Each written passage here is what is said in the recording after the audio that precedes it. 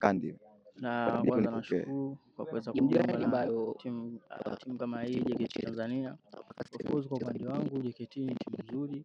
JKT ni timu nzuri kwa upande wangu, JKT ni timu kubwa. Naweza nikasema kwa kila kitu ambacho nahitaji basi nimepatiwa JKT. Kwa ni wakati wangu sasa kudeliver kile kitu ambacho bwana. Tunajua umepita klabu ya Simba, umepita maeneo mengi, wewe ni mchezaji pia timu taifa vijana umecheza, na ni mchezaji ambaye timu taifa pia wakubwa umekuwa ukitumika. Ukitazama nafasi ya ushambuliaji Karabaka pale upo wewe na John, bila shaka nataka kuniambia ushindani kwenye nafasi yenu, ukitazama mashambuliaji zako ambao wako ndani ya JKT. Ikiwa hivyo lakini ndo hatuna budi kuyapokea ile matokeo, lakini mechi ilikuwa wangu mimi naweza nikasema kwenye mechi mkiwa wenzangu wanafanya vizuri, ndio sababu ukiangalia tunaenda kucheza mechi changamoto zinatokea sometimes, lakini kwa upande wangu mimi wachezaji wenzangu, washambuliaji wenzangu wanafanya vizuri. Ukiangalia Karabaka wote uliwataja, ukiangalia of course wote wamenipita kwanza magoli, kwa hiyo wachezaji wanafanya vizuri kwa upande wa ushambuliaji.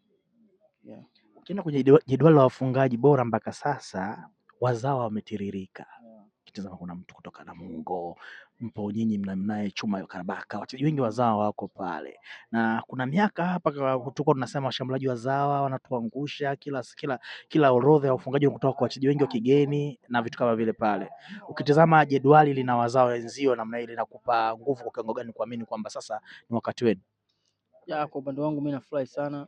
Ukiangalia hii ni ligi ya Tanzania, unaona katika orodha ya wafungaji wameongoza, yani wengi ni wa Tanzania. Kwa hiyo inaleta chachu, hata mtu mwingine mshambuliaji akikaa anaona kama inawezekana. Kwa hiyo mimi kwa upande wangu mimi nafurahia sana.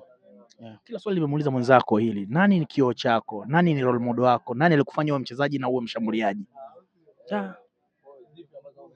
Bwana mimi kwa upande wangu mimi naweza nikasema mtu ambaye nilikuwa namwangalia since nipo janja, nimeenda Azam Team B, Shaban Chilunda.